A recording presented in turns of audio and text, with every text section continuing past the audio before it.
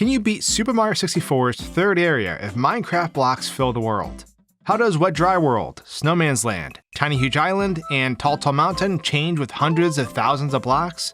Oh, it's actually a very slow and grueling process. We're mining all this by hand and tackling each level to see what stars are obtainable. I hope you enjoy this Mario 64 Minecraft adventure.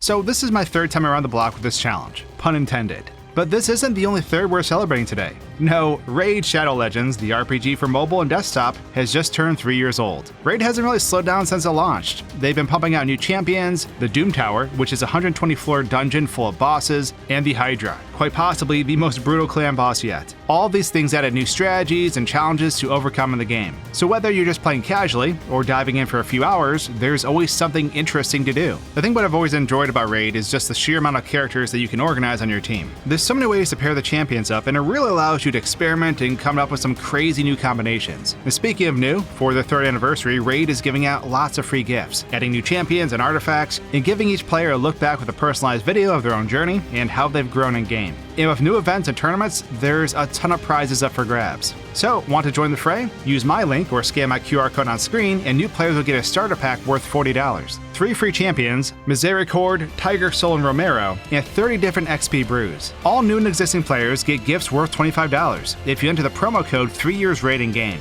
And of course, a big thanks to Raid for sponsoring this video and supporting my channel over the years. Okay, it's time to smash some blocks.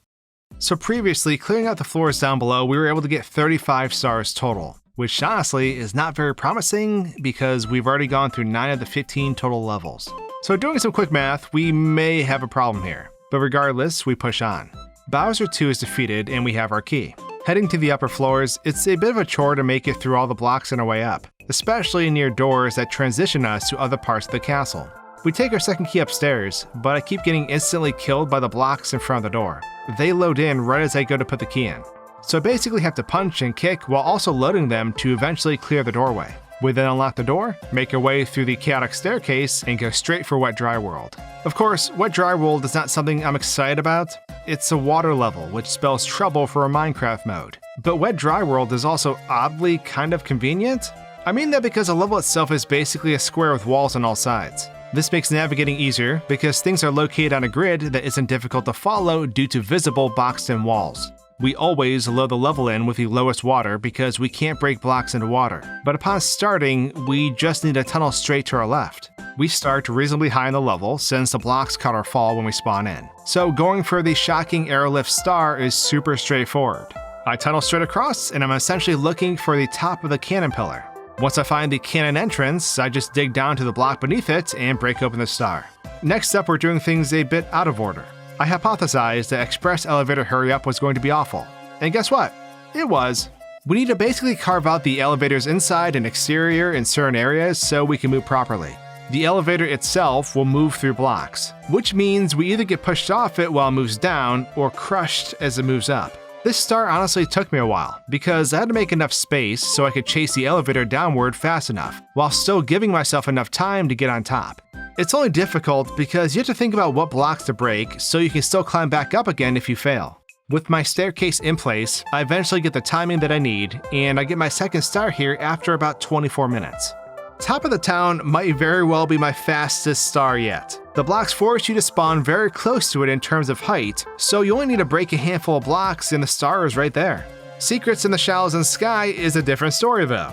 It's like a red coin challenge, but with less obtainables. I decided to go for the secret on top of the cage first by building a staircase upwards. After I grab that one, I know I can tunnel outwards towards the wooden bridge to locate the secret near the sign. Clearing blocks allows me to see the level geometry I need, and I get my second secret. The third secret is right below the second, so I just need to head straight out and tunnel down. I run into some trouble with the heave-ho, but luckily it doesn't glitch out and kill me. I push the large block for my third secret and retreat down to the water for the last two. I always found it odd that these two secrets were basically tied together, one for locating and pushing the large block, and then the other for normally using the large block to make it up to the yellow one. All 5 secrets are found, and the star spawns. I retreat across the level looking for familiar geometry, and I eventually find the bridge and follow it to the star. 4 stars down, and now our problems have arrived. So, the remainder of this level's stars take place in the underwater town. The problem is we can't make it through water due to the blocks. Like always, I tried going out of bounds to try to skip the water box, but I got instantly killed each time. So that means we only get 4 stars total here, bringing our count up to 39. Next up is Snowman's Land, and the mirror in the lobby is looking a bit funky with blocks. Our reflection is clipping through them, so that's not odd or anything. I was super worried at first that I couldn't make it into the level because the wall was not letting me through. But if we time a kick right, we can break the blocks behind the wall that basically line up perfectly with the normal wall collision. Heading into the level, well, we're heading to Snowman's big head. This star is practically right in front of us. Mario's starting position isn't far from it, and we just have to tunnel up and to the right slightly. When we make it to the surface, we can only see one part of the level, the top of the snowman head with the tree sticking out. We can check this hill for the gray siding of the exposed rock that isn't covered in snow, because that's where the star is. Once we locate that side, we can just drill down and around to find the star. I go outwards a bit because I don't want to get stuck sliding in place forever against the slick snow, but it isn't long until I get my prize. Chill with a bully is, interesting. The bully is located like 45 degrees to the right of Mario's default level spawn position. I use the snow hill and the edge of the overhang with a tree to get my bearings, and then I see the bully peeking through the blocks. But then, I just lose sight of him. I'm worried because the bully is capable of walking on blocks, which means he could leave the platform and wander horizontally outward anywhere in the level, at least in theory, but I don't know if that's true. But he ends up falling between the microscopic space between the blocks and dies. Mario wins by doing absolutely nothing. So, I just shrug and grab the star.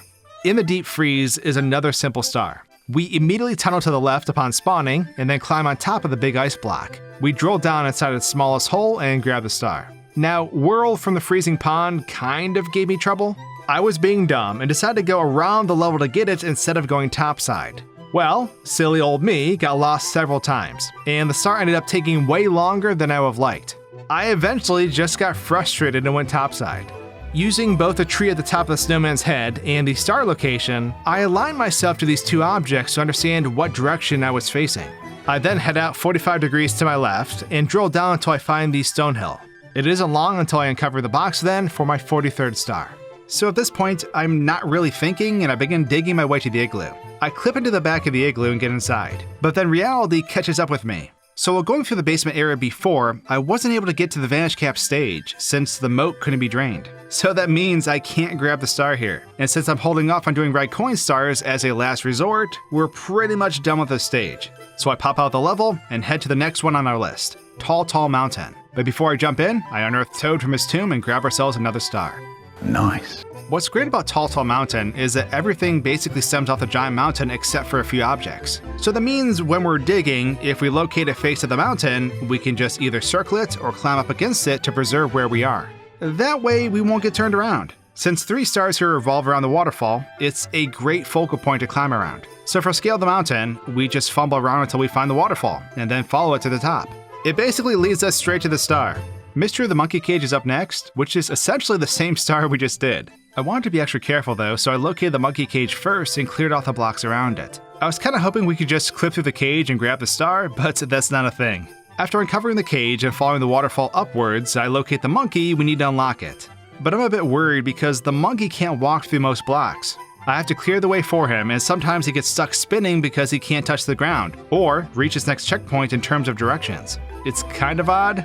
My biggest fear was that he would jump for the cage and get stuck, thus getting soft locked and preventing me from getting the star. However, the monkey just kind of flew through the blocks and the cage was broken. I then drilled straight down and collect the star. Next up, we're going to go for Blast of the Lonely Mushroom. I begin tunneling out from the start of the level, and I make sure that I hug the edge of the mountain. I carve my way to the first mushroom, and that positioning sets me up for drilling forward until I can locate the second. Luckily, by peeking through walls, I can see the sky below me, and thus I can use this to spot the stem of the next mushroom. Honestly, it's kind of weird standing under these things. It just feels strange because I've never been able to look up and see the bottoms of them before. I spend a moment just staring up at the giant shroom, and then I collect the star. For Mysterious Mountainside, I turn around immediately upon spawning and make my way to the cliff with the 1-up. We're going to skip the slide entirely because slides filled with blocks are a nightmare, and I'd rather preserve what sanity I have left. Besides, with the ability to make block staircases, we can kinda go wherever we want.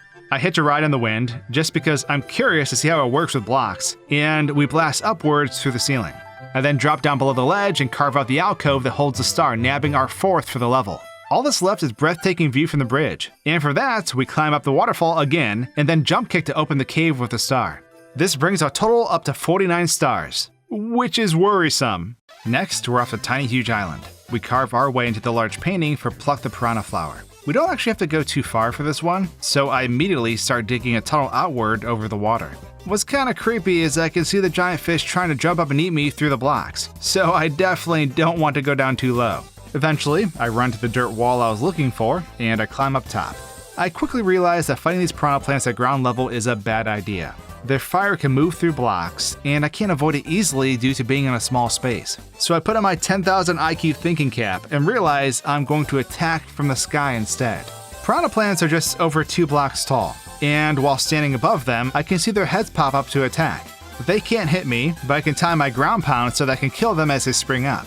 This method keeps me safe, and I just have to wander around until I eventually locate all the plants. The star is mine soon after. Jumping back into the big painting, we're going for the tip top of the huge island. This star is rather quick, since we just have to locate the center of the island and climb alongside its walls. Once I find the upper grass area, I can just follow it along and then break open the block for the star. But now it's time for some trouble. Rematch with Koopa the Quick is next, and if you remember my first race with him in Blockland, you'll know that we have to do this carefully. So I make my way up to Koopa the Quick and carve out the immediate area around him. I then hypothesize that the simplest route for me, since I can basically create a sky bridge, is to carve a tunnel in the opposite direction he runs. I will snake around the backside of the island and then drop down below on the flag. This keeps me from having to deal with the wind on the bridge, which quite frankly would probably be an annoying obstacle with blocks. I eventually locate the edge of the island, and this allows me to drill down to find the flag. I spent some time clearing out this area as well because this star isn't just about making our way here first. We have to ensure Koopa the Quick actually survives the race. If he falls off the cliff, then the star is a lost cause, so I want him to be able to land down here without trouble. I'm basically praying that he behaves the same way he does on Bob-omb Battlefield. If he does, he should climb up and through the blocks to the top layer, and then drop down below when he gets near the flag. I don't know why he can do this, but it's kinda insane. So I start the race and take off down my tunnel. I was nervous the dude wasn't gonna make it to the end, but honestly, I think I beat him by a fraction of a second. He came flying through the flag and almost fell off the stage, but somehow I still got the win. We grab our star and move on to the next. Okay, 5 itty bitty secrets. So I really underestimated how big the small island truly was in this challenge. When seeking out the 5 secrets, I overshot my estimates by a ton. This led me to getting lost and ending up in places I didn't want to be. I eventually got all the secrets though. I knew the star spawned to the right of the grass slope that led to the water pool on top of the mountain. So I hopped on down and dug out into the sky until I claimed another star. That puts us at 53 stars. We have Wiggler to tackle next, and I'm really curious about the boss fight, but our star count is looking pretty bad. With only 2 more levels to go, that means we'll have to revisit places during Area 4 to make sure we can get to Bowser. Red coin stars might have to happen, and I'm not looking forward to it.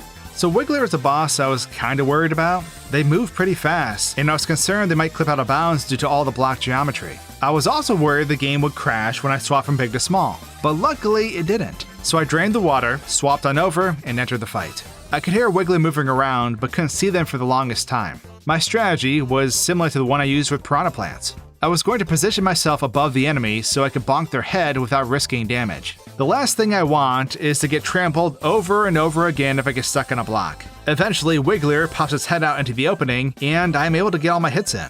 He shrivels up and falls into the blocks, and I get my 54th star. With this, Area 3 is clear. I'm concerned about my star count, but I suppose we'll have to see how this run ends next time. Subscribe now if you'd like to watch that when it comes out. Thanks for watching everyone, and I'll see you all soon. Cheers!